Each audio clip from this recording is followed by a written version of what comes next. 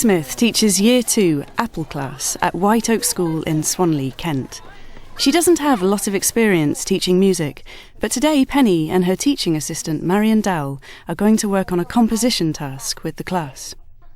This programme shows how any primary teacher, regardless of their musical ability, can work on achievable composition tasks with their Key Stage 1 pupils. This is Steve, the composer. This is Marion, my TA. First of all, Penny and Marion did some planning work with Gwyneth Johnson, the school's music coordinator, and composer Stephen Chadwick. In their literacy class the day before, the children drew pictures of some story endings.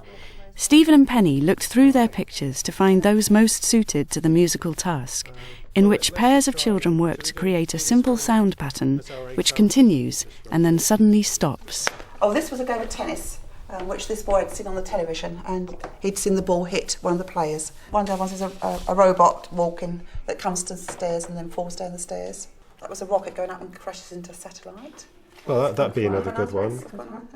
We might have this selection of instruments at the front of the class, and we're going to ask children to come up and demonstrate a few things. I need you to think, because I need a noise, a musical instrument that will make a noise like a rocket going up into the sky first. What do you think? No. What about if Matthew does his and he does, Joshua does his at the same time? Should we try them both together? Yeah. Try them both together for me. This is like a rocket, yes?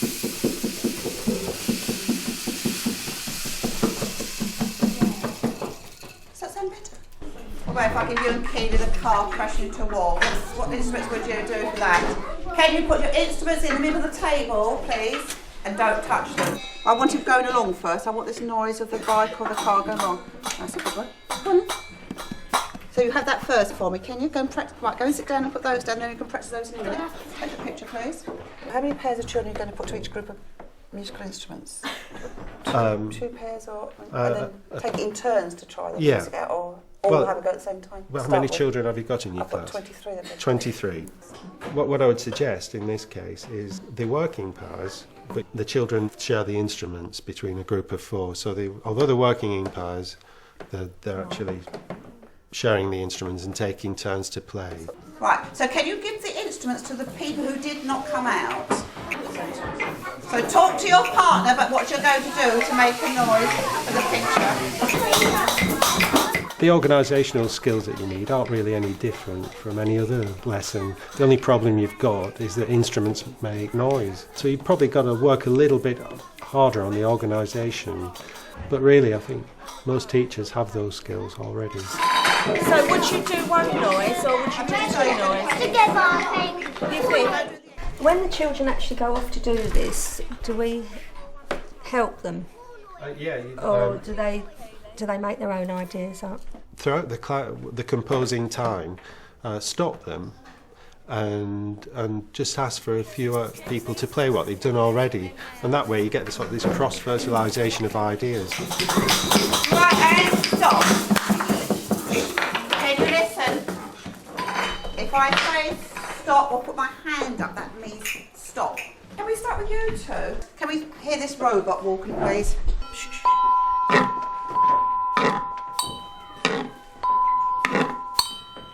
Actually, were you playing together or were you taking turns? What do you think, Ray? I reckon I was doing both. What did you think though? You were right. What did you think they were doing? Taking turns. I think they were taking turns. Although they're both holding their instruments to play at the same time, you weren't actually playing them at the same time. You were taking turns, weren't you? You're doing the tennis game. Can you just all listen?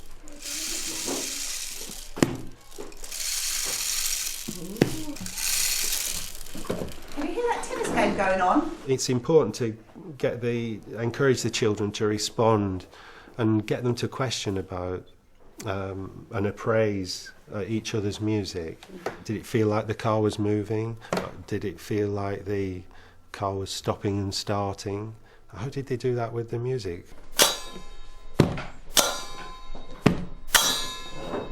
What is your sound supposed to be?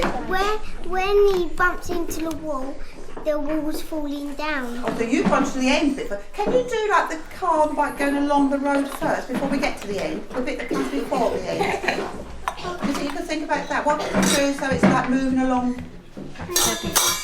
the road? And what would that be? What would that be? The engine. This is the little boy walking along the road. Does it sound like someone walking? Do it? I think so. Right, and stop. Can we pass the instruments to the other couple? And then they can have a go. Just now when we listened to Chloe and Georgia, they were taking turns in doing their instruments. Don't think you two are going to, are you? I think they were saying they're going to try and do theirs at the same time. So can you show us a tennis game?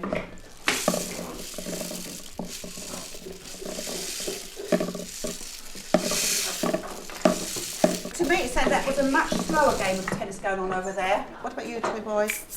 The tree and the wind and the animals. Right. And stop. Right, Shanna, what did you say you wanted that to be the sound of? The branches are crackling. Once you're satisfied that everybody's got an idea for and they're repeating, they've made up a little piece of music, we want to work out how to end that. With our car, crashing into the wall could simply be a cymbal, or that with a drum. Could you play that with a drum, Mary? And if you wanted it to be a bit more exciting, you could go. You've got to bring your piece of music to an end. So the car's going to go along the road and then crash into that wall. The tree, the wind's going to blow and then the tree's going to fall over, yes? Think about wind blowing. Hard to start with. You want gently and stop. Finally, at the end of when we come to ask them to put their ideas together, we want to have a listening session and get them to comment on each other's piece. You've got to sit really quietly because these are going to perform. They're going to do their piece of music for you. And if you want someone to listen to yours, you've got to listen to theirs, haven't you? What are you doing? What's happening to the wind? It's getting blowing harder and harder and harder. Good. And then what happens? The tree falls down and goes bang. And then the wind's going to get stronger. Brilliant. Nice piece of music. That is great. And how are you going to end your tennis game with that? What about if you had a little talk first and you said, right, we're going to have the ball go across, say, 6 times. So, right, 6, 2, 3, 4, 5, 6, and on 7. No more ball going across, yes?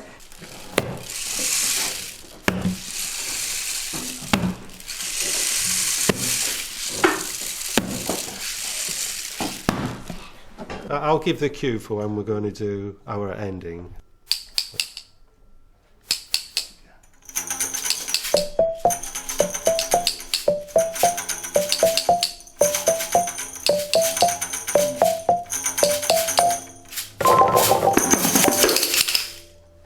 If you go to watch people play music, what do you usually do at the end to say, oh, it was wonderful? Clap, right. We're going to practice clapping at the end this time, all right?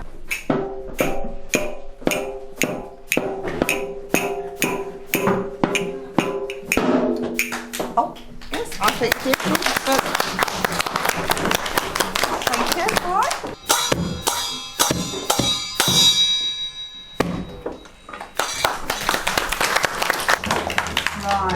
Right, so I think you've done really well today, so give yourselves a big clap.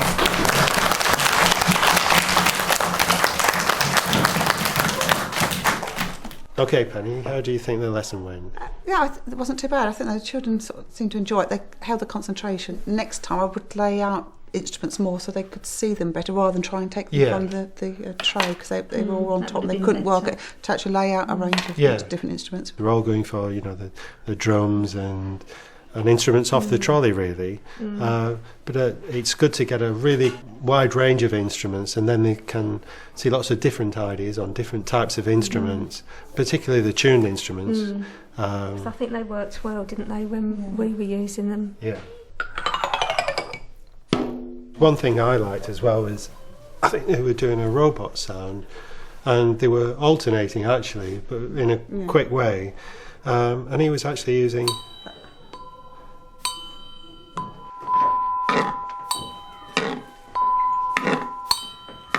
the two boys over there with the robot falling down the stairs. They kept looking at each other, but neither of them would sort of make a decision that this is the end, is it? We're just going to keep going on.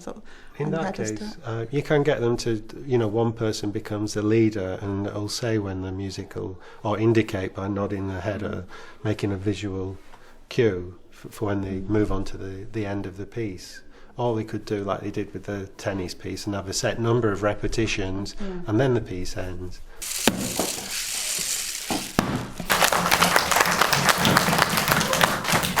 What the clapping did was made it a really special thing, and everybody rose to it. And all the class were listening, and then because they now had a part to play in the performance, that they were going to be appreciative and respond. Yeah, and I think they also were having to think about when's it going to end, and I've got to be ready for when it ends, and to sort of show my appreciation. That was quite. Yeah.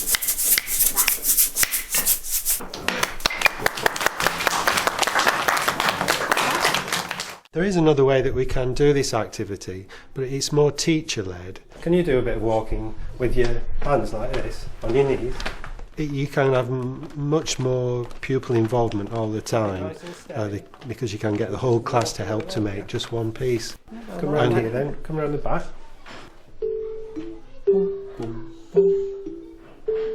Right, let's go. What's your name? Jamie. Okay. Shall we try that? What could we do? Oh, we could make a vocal sound. Shall we try that with our voices?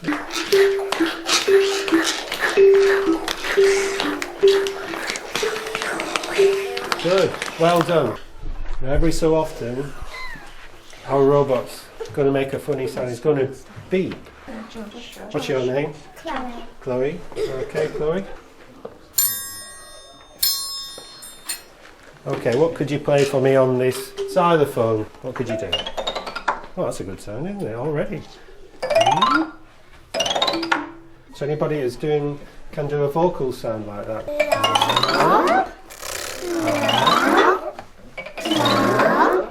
Great. We've just got one more sound to play, which is this one, a drum. Robots don't often have this, but in my robot I've given him one. It's something in here, what is it? A heart! A heart, yeah, there we go.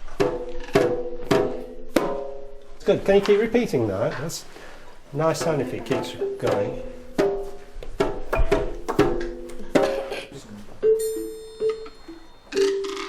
Organising the children, picking up on various points, but that just comes with experience, and the more you do that, I think it just becomes quite a natural thing to do with children at the end of the day. What do you think I'm going to use this symbol for? When it blows up. Do you want to come and do it? Yeah, for when it blows up. So that really is an explosion, isn't it? Let's do it all together, ready?